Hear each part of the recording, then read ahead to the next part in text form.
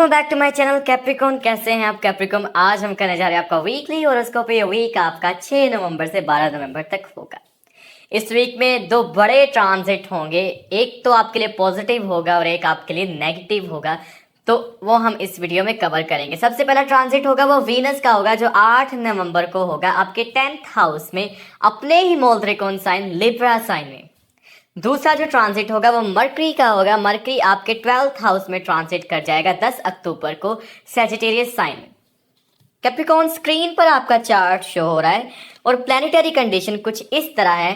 Saturn in 3rd house, Jupiter in 5th house, Rahu in 4th house, Ketu in 10th house, Venus in 9th house, Mars, Mercury and sun in 11th house. Capricorns, आपकी जो planetary condition है वो आपके लिए career के हिसाब से पिछले कुछ हफ्तों या महीनों से बहुत ज़्यादा फेवरेबल हुई है।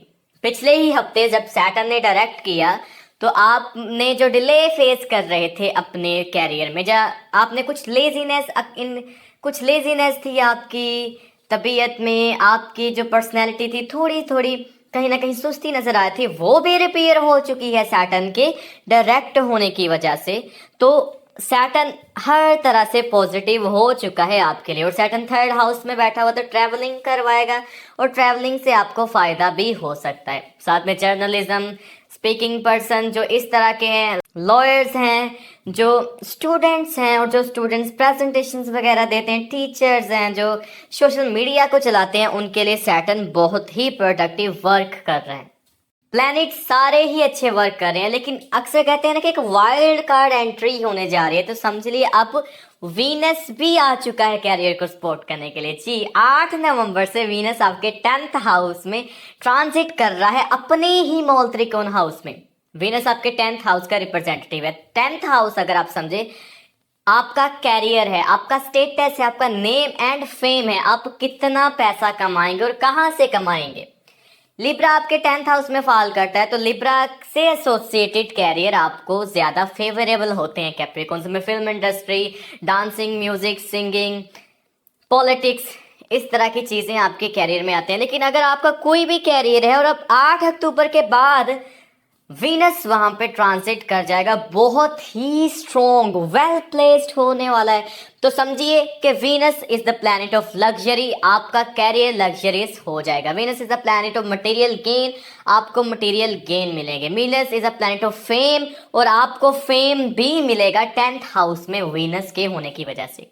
कुछ एक्सेप्शन है कि अगर वीनस आपके बर्थ चार्ट में ही वीक है तो शायद कहीं ना कहीं आपको प्रॉब्लम फेस हो सकती है। अदरवाइज तमाम कैप्रिकॉर्न के कैरियर अब शाइन करने वाला है और वो वीनस की तरह ही शाइन करेगा।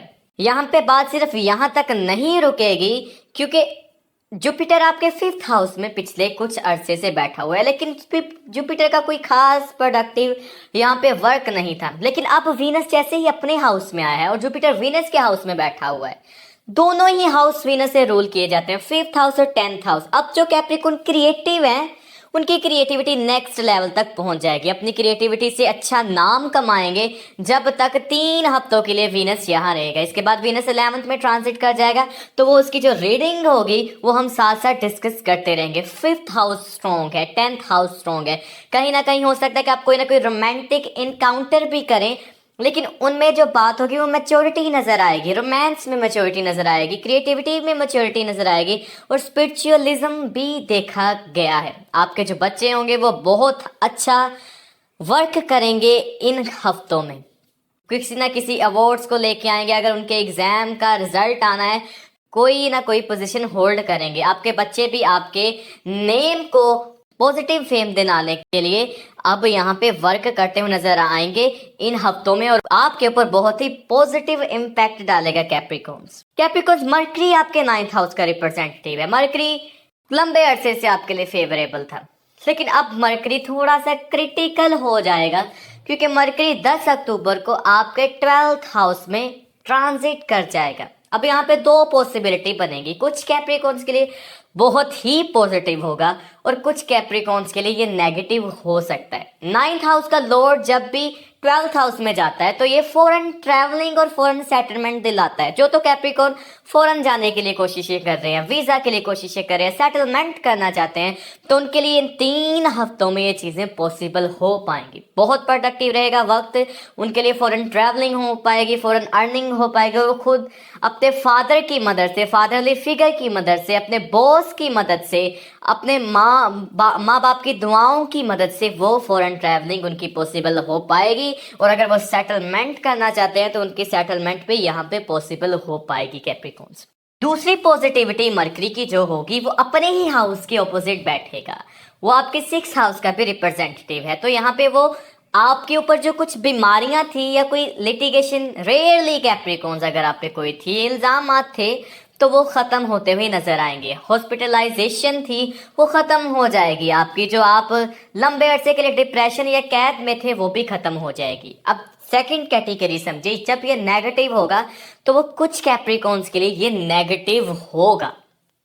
9th हाउस का 12th लॉर्ड में चल जाना, तो वो लोग फील करेंगे कि किस्मत उनका साथ नहीं दे रही।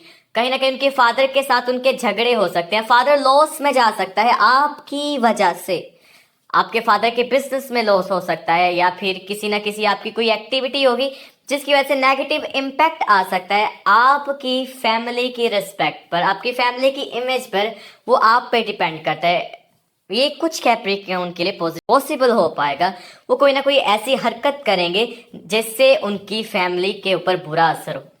तो यहाँ पे मैं उन कैप्रिकॉर्न्स को कहना चाहता हूँ कि वो इन चीज़ों से दूर रहें। कोई भी ऐसी चीज़ है जो उन्हें लगता है कि वो उनकी image, public image, family image को नेगेटिवली अफेक्ट कर सकती हैं, तो उन चीज़ों को बहुत एहतियात से करें, और अगर वो मोहतात रह सकते हैं तो उनसे दूर ही रहें। ओवरऑल कुछ कैप्रिकॉर्न्स के लिए ही ये पॉसिबिलिटी होगी, सब कैप्रिकॉर्न्स के लिए ये पॉसिबिलिटी नहीं होगी। मार्स 12 अक्टूबर से ही आपके 12th हाउस को स्ट्रॉन्ग किया हुआ, सन भी वहां मौजूद है, मरकरी भी वहां मौजूद था, तो बहुत आप इफेक्टिवली वर्क कर रहे थे, फ्रेंड्स के साथ अच्छा वर्क कर रहे थे, एल्डर से आपको फायदा हो रहा था, आपके एल्डर ब्रदर थे, आपके कोलीग्स थे, सीनियर कोलीग्स से बहुत ज्यादा फायदा हो रहा था। लेकिन अब मरकरी वहां से हट गया है, लेकिन 11th हाउस अभी भी बहुत स्ट्रॉन्ग है, क्योंकि वो मार्स और सन वो दोनों वहां पर है। कैप्रिकॉर्न सारे ही प्लैनेट अब पॉजिटिव हैं, वीनस और पॉजिटिव हो चुका है कैरियर के हिसाब से, और कहीं ना कहीं वीनस ने रिलेशनशिप को भी पॉजिटिव कर दिया है। अब भी कोई कैप्रिकॉर्न फील कर रहा है कि वो नहीं ले पा रहे इन ऑरास को, तो फिर उसे अपने एनालिसिस करवाने चाहिए। मैं हमेशा बोलता हूँ कि कमेंट सेक्शन में ज़रूर बताइए कि वो किन चीज़ों में उनको नेगेटिविटी नज़र आ रही है, कौन से ऐसे इवेंट है वो लाइफ में चाहते हैं, या फिर कौन से फील्ड ऑफ लाइफ में उनको प्रॉब्लम आ रही है। वो अपने date of birth, place of birth और time of birth comment section में ज़रूर मेंशन करें। इन डिटेल्स के अलावा मैं उनकी हेल्प नहीं कर पाऊंगा। आपसे एक गुजारिश है कि जाते हुए चैनल को सब्सक्राइब कर दीजिए, वीडियो को लाइक एंड शेयर कर दीजिए, ताकि आप हमारे साथ जुड़े रहिए हमारी ऐसे ही इंटरेस्टिंग वीडियोस के लिए। तो अभी के लिए मिलते हैं कैप्रिकॉर्न अपनी नेक्स्ट वीडियो में।